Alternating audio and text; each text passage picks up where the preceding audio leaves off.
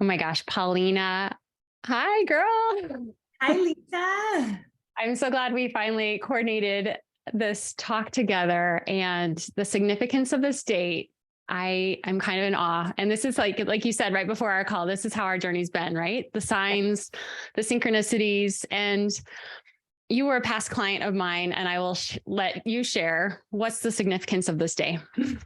Okay, so we've been trying to arrange for this, I believe, since my baby was born.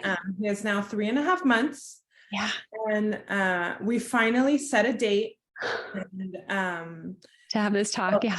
Like, oh my God. And yesterday that I realized, like, what should we, like, how should I prepare to say my story? Yeah. It all clicked. It's my 1-year anniversary of transferring a perfect embryo. And it's just like, wait a minute, how did this all happen like that? Oh my gosh. Yeah. Yesterday was our transfer day, January 19th. And when you messaged me, tomorrow was mine. And I was like, oh my gosh, like what? It's magical. I know. And I mean, I didn't think much about it, but I actually have it here. I saw his, from his transfer, and I saw the date. Like, how did I miss it? Like, it's such a big day for us. And with everything going on, I missed it, but it's great that. Oh my gosh. Well, being a part of your path to motherhood, I mean, what a joy. Like having the conversations that we did way back when we started back in July of 2021. Mm-hmm. And you reached out to book some calls with me. Yes. I was in a very, very dark space back then. We had just lost a pregnancy, and it had been my pregnancy that had gone for the longest time. So it was very tough. But one day I had your book. I read your book, and I would take it everywhere with me. It was my companionship for clinic, everywhere where I would go. I looked you up on Instagram. Thank you. Well, I'm so glad. I mean, your story, what you had shared with me, and I'll let you kind of lead us through the beginnings. I mean, you went through a lot, through IUIs and a couple of rounds of IVF, and you had some losses and diagnosed with unexplained infertility. Do you want to guide us through, like you were trying for a while, correct? To get pregnant? Mm-hmm. We tried for a while, a couple of years, until we finally decided, like, what is going on? This is not happening. We need to get some help. And we found a clinic. We did our IUIs in Mexico. And we just thought it was going to be one and done, like, oh, it happened the first time, and then it didn't. And it was just very tough. And it was heartbreaking when they told us we should move on to IVF, because we had never even, like, for me, IVF was something like horrible, and it was very scary. And I didn't know much information. I was just like, we're not those people that are going to need this. And here we are. With like all this information and having to now move on to this path. So we moved on to IVF, and our first round we did transfer, and it worked, and it was just like, whoa, like it wasn't that horrible. And had a loss. We had 5 losses. So 5 losses. One after the other and the other, and we were honestly feeling so hopeless, and just ready to give up. I was like, well, maybe this motherhood is not for me. Like, oh my gosh, we can do it some other way, and then, like I said, when I connected with you, it all clicked. I believe it had been like a day after I had my DNC for my loss, and I was just like not feeling in the right mindset or anything. And then when we connected, I remember my acupuncturist, which I love dearly, would always tell me, like, what if you think differently this time around? Because I would go with her with my pregnancies, and she said, you already know what's going to happen if it goes wrong. So if you now change your mindset to be like, oh, it's going to go right. And I was like, no, there's no way I can think that way, Like, I just immediately go to like my negative thoughts. And so when I connected with you and we talked, I was just ready to truly be on a new mindset, like, and take it differently, because I knew it wasn't working how we were doing things. And I don't know if it was a combination of everything, but just by talking with you, I figured like, hey, I've been doing all these things. Like, I'm taking my supplements. I'm a person of faith. So I was praying, and like, okay, there's something missing from here. And I told my husband about our conversation. It's like, you totally need to do this. If you feel like this is going to change anything, like even make you feel better, let's do it. So that's how we connected. And thank you, Oscar. Yeah, oh he's my the goodness. one cheerleader around here. So oh my gosh. Wow. I mean, thank you. And it's tough, right? Like so many times we've tried it all, right? And there's a lot of this doing energy and, like you said, the supplements. And did you not really have any answers with the unexplained infertility? Did they not really have any? No answers. Yeah. And so I think just one key thing is to be open, and you were. And I loved so many, but we only had maybe 4 conversations, I think, just a few calls together. And the shifts, I feel like they started happening pretty quickly for you. And if you'd want to share a little bit of your work background, I know you worked with kids in a pretty big position as a leader in your career. Do you want to share about that too? So I own a Montessori school. Have children 18 months to 6 years old. And I've been a teacher and in the early childhood education field for the past 10 years. So children have always been around me, and people have always been around me. So I think that makes it also very tough, but it's also, you see that you really want that too. So being around all that energy for me was very special. I know we took some of our first calls in my office at school. I was talking to you and I could hear the children. My office is right next to a classroom. So that was very special for me too, to have that connection. But I remember I started doing more intentional journaling because I wasn't doing any of that. Giving myself the time, a lot of the tools that you gave me, I put into practice right away because, like I said, I knew there was something that was off. And I don't know what it was that worked with this transfer, but I know everything aligned for me. I feel that having the support is crucial because I was just doing it by myself, with my husband. It was just us two, and it was something we didn't want to talk about. None of our friends had gone through it. So it's just a very lonely path. And the moment I felt like I had some support, that totally changed for me because, it was just not support from anyone. It was support from someone that went through it. And I know, like, you know what it is to do all the shots, what it is to have the roller coaster of emotions, like, it all. So I felt very, very supported by you. Oh, thank you so much. Thank you. It was easy helping you. I mean, being receptive, and thank you for sharing about your job, because a lot of people would think, gosh, that's so hard to work with kids. You're trying to become a mom. And what you shared with me was that those children gave you hope, the energy of the children and the spirit. Like, I found that really inspiring. And I too, as I was navigating through IVF, I was working with kids and at times working with adults. And so that energy, you used it to fuel you through this. Yeah. And there were times where I think you did switch clinics at one point, didn't you? When we started working together, you had just made the switch, I think. Yeah. So this was it was a big switch. I figured things are not working. Let's do everything differently. So we initially switched clinics because we were under the impression that we were going to have to go the surrogacy way. So with just what my body had gone through, and I thought my body couldn't sustain a pregnancy. So we reached out by referral, actually, from one of the moms at the school.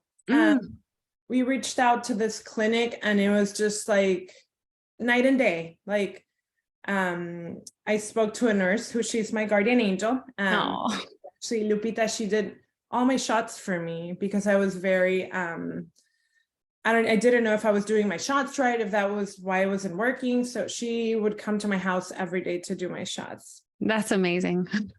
But the day we called to make an appointment, the doctor himself called me and he's like, I understand you've been through a lot. Let's do this. Like, and we went into that clinic with a fresh pair of eyes. We're like, okay, we need someone to look at this huge file. Like, what is going on? And I mean, it was just the moment we went in there, like everything felt different. And we're like, okay, let's do this. And the doctor was super hopeful. And he said, why do you want to go through surrogacy? If I believe you can carry a pregnancy, let's do this. And from that moment, just like everything changed for us because, hope came in again. And it was like, okay, how? And I remember him saying, like, let's have you have a baby home within a year. And I was like, how can this happen? Like after so much happening and just being used to bad news after bad news after bad news, it was just like, whoa. We felt very seen, and we just, at our other clinic, we felt more like a number, and here we felt like humans. Like we used Dr. Smotrich at La Jolla IVF, and I mean, he's just a godsend. We adore him, and I think he made this such a different experience for us that and we can have our baby home, which is, oh my gosh. Thank you for telling us who your doctor and clinic was. I was going to ask you, give us the shout out for who they are. And as I was looking over my notes from when we talked, some of the things from the past, you had changed up a lot within your plan. I think in the past, you hadn't done genetic testing. You had used up all your embryos, having gone through 2 IUIs, 3 transfers, I believe. And then in your new clinic, you did decide to do more genetic testing. Is that right?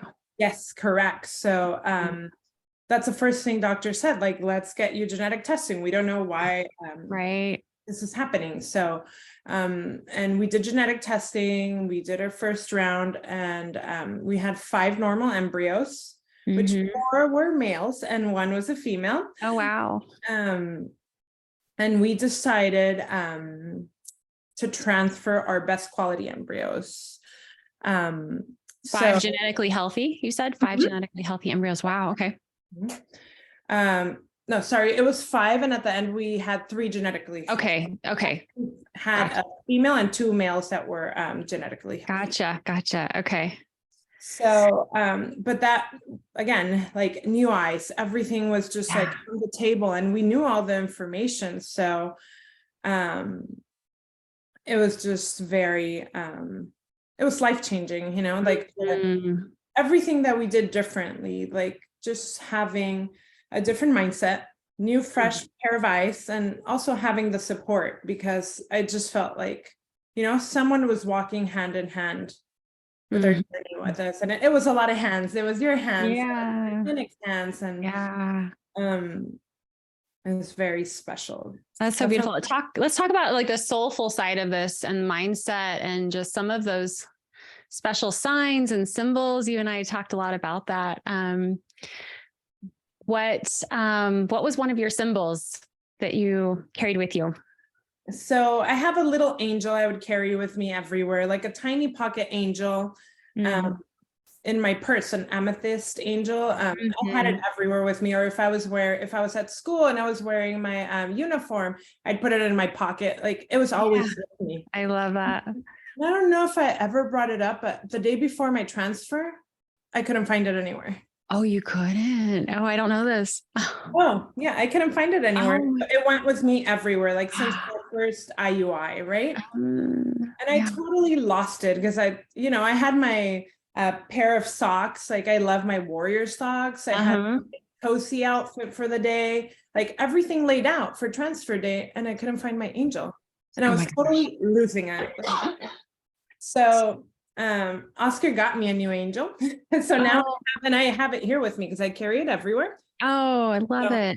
And I just hold on to it and I have it everywhere. But I thought it was so, it was meant to be for me to lose that angel I had always, because it just disappeared. Mm-hmm. But it just, I don't know. I know it's just it's something material, a symbol, but for me, and Yeah.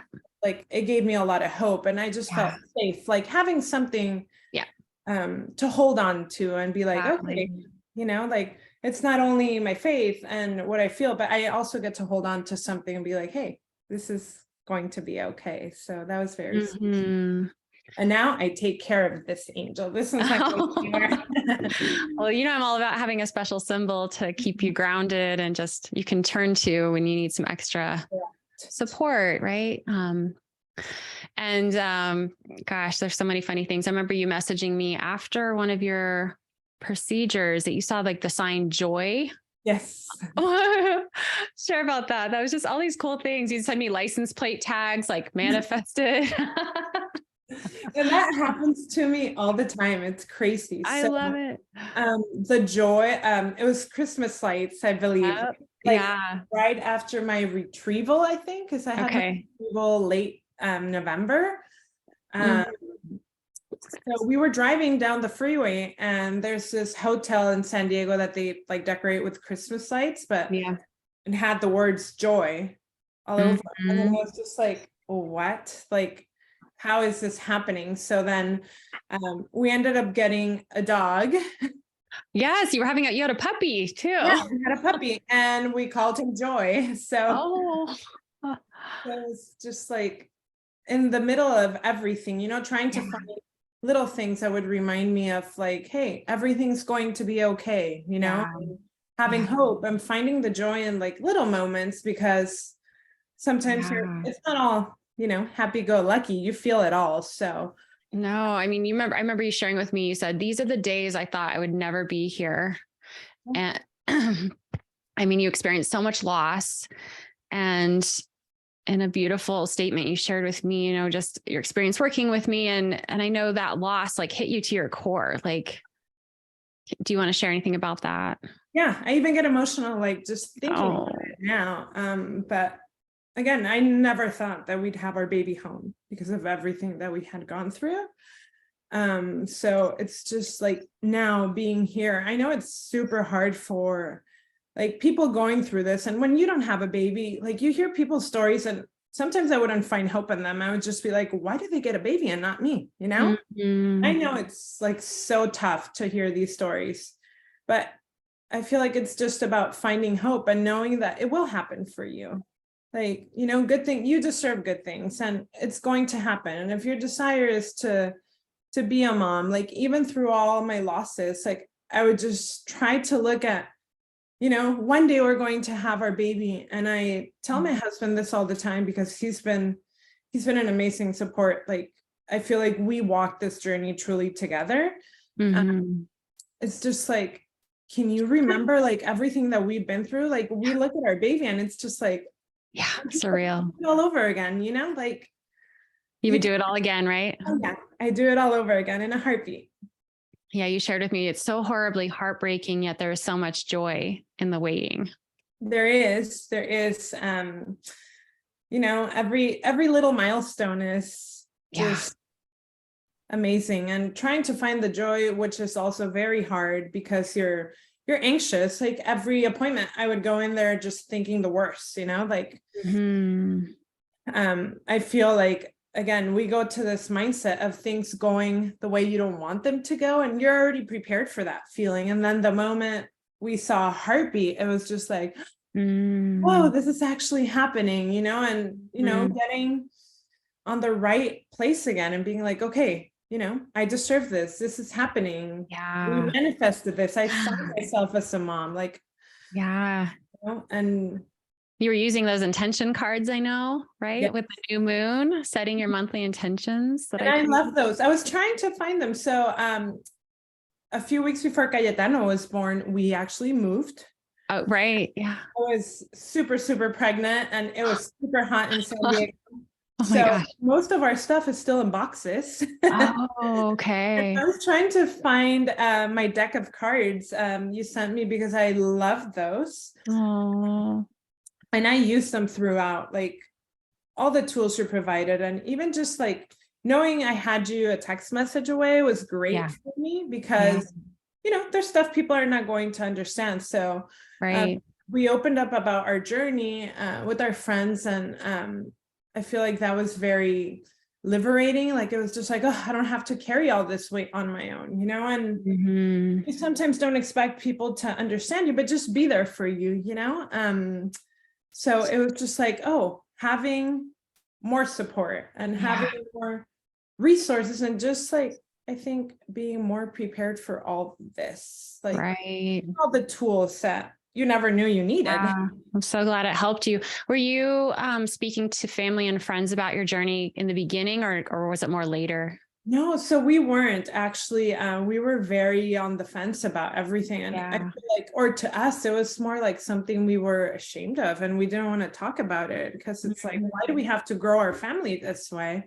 Yeah, when everyone can get pregnant just the natural way, right? It's like, hey, no fun. So, no, we weren't open about our journey until I believe it was with my third loss. Opened up to our friends and family, and it was just like, it changed everything, because not only did we feel like so much love and support, but also I found out about a lot of my friends that were going through this that you didn't, I never even thought about that. So once you start sharing, you learn how many others are going through this too. Exactly. And I reconnected with friends from high school, girls to my clinic, like things that you never thought that you'd have to do, but just like feeling the love and seeing how common this is and not talked about.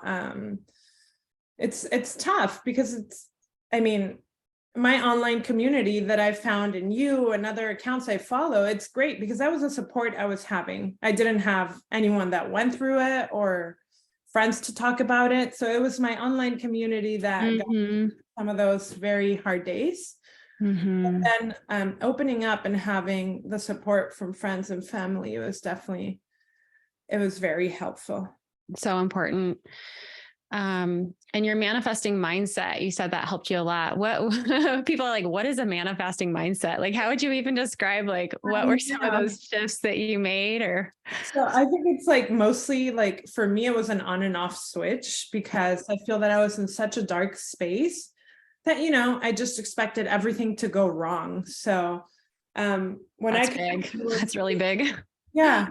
So when I connected with you, I had already read your book, and, I was very aware of how to do things, but I didn't know how to make that switch, if that makes sense. So I started doing these things, like just, putting it out there, like saying, okay, this is going to happen this way. Right. I started writing letters to my future babies. Yes. And last night we found the letter I wrote on Translate. So I was reading it with my husband, and we were like water words. Oh my God. Oh wow. And you're actually here now, so, but just like actually seeing that, I was doing that, and how it changed my whole journey, just to putting it out there that this is what I wanted for myself and how it was going to happen. So I love that you did that. Did I encourage you, I think, to write a letter to your embryo? Yes, you did. Right before the transfer. And I have at least 3 letters that I had written, and it's just, they're such sacred keepsakes. Especially because, we've been through transfers before. We've been through 2-week waits before, and we had never done any of these things. So I felt like that connection with my embryos, that it was like, okay, well, let's do this differently. And for me, it was a shift in my mentality and everything. So I think that definitely helped. And look where you're at now. You're a mama to a 3.5-month-old little beautiful boy. Cayetano. Does his name have special meaning, like as far as a family name or special meaning? So we had always thought about, we like strong names, and we were always thinking about a short name, like a 3-letter word name. So, and we transferred a female and a male embryo at our transfer. So we honestly didn't know what we were having. Okay. So we had a bunch of names written out and none of them clicked. So when I got confirmation with my NIPT at 10 weeks that we were having a boy, what should we do? My parents were on a trip. They were in Spain, and we didn't want to tell anyone what our baby was because we thought it was too soon. We're just 10 weeks and we had been here before. We're just like, no, we're not telling anyone. And then Oscar's like, you have to tell your parents, I'm very close to my parents. Yeah. So we FaceTimed them and we told them we're having a boy. And they were just like, because we just did it like casually, we didn't tell them, oh, we need to talk to you. We're going to tell you this. So, yeah. And Cayetano is a very Spaniard name. So, and it just clicked to us. We had talked about it before. It was like on our list of the names we're not going to use because it's too long. And we wanted a name that would sound good in English and in Spanish because we live in San Diego and it's the border with Mexico and most of our family are Mexican. And then we said, what are they going to call him when he goes to school? Okay. I told Oscar, well, you don't have to worry for the first 6 years because he's going to go to my school. We'll make sure teachers love it.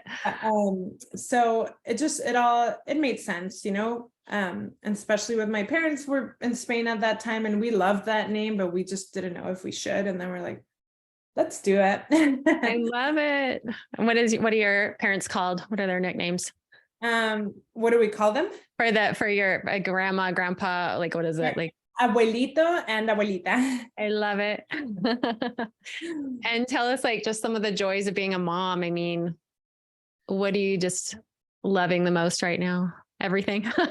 It's everything, like for me, it's crazy how time flies. That's just like how one day he grows from one day to another. He's outgrowing all his clothes, but I mean, to me, it's just so surreal to have him home. So I truly embrace every moment.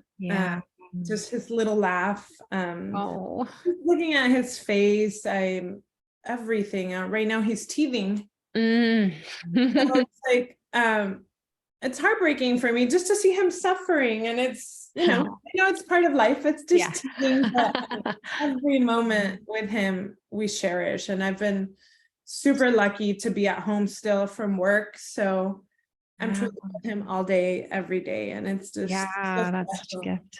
Even waking up at night for feedings, that has like a whole new meaning now. Like I wake up with joy, like instead of, oh my God, I'm so tired. But I'm just looking at him while I feed him in the middle of the night. Like everything is so special.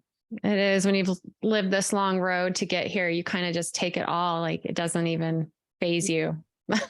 It doesn't. Yes. And your beautiful phrase, I think you said you had a canvas of it. Difficult roads lead to beautiful destinations. Yes. So I actually have it on a mirror. Look at it. So I had it made I've always had a little frame in my office before he was born, but then I had it made for his baby shower and I put it on a mirror so that I can look at myself with him and see the reflection of that. And he's my difficult road, but just having him. He's the beautiful destination. Look where it's all led. What would you share with other fertility sisters who are really deep in it? Because I know you were in that dark place for a long time. Yes. So I feel that would help me the most is just reach out. You don't have to do this on your own. Like there is so much out there that you can do to feel supported. Like I said, to me, it was day and night having you, having that support from someone external to your experience, and just to walk hand in hand with you. Talk to friends, like I was so closed-minded on that and just not talking to friends, and at a point like feeling excluded because I wouldn't go to, they invite me somewhere, I wouldn't go because I'm deep into treatment, I'm not feeling good, and then just opening up to people was like totally eye-opening for them and for us, just having more people there, at least to, you get a text from someone like, how are you doing today? And that could change your day. Yeah. But mostly, I feel like it's just having hope. Yeah. Hope that you will have your baby one day. However your baby comes, Exactly. you'll have your baby. I know it was very hard for me to believe that, Mm. that I would have my baby home because of everything that we had been through. And again, but truly having the hope was what got us to him. Mhm. Oh my gosh. You're making me tear up because this is like a dream to walk alongside my clients. And thank you for being so open to like sharing your story and letting me be a part of it and seeing where you're at. It's like so amazing. Thank you. Thank you, Paulina.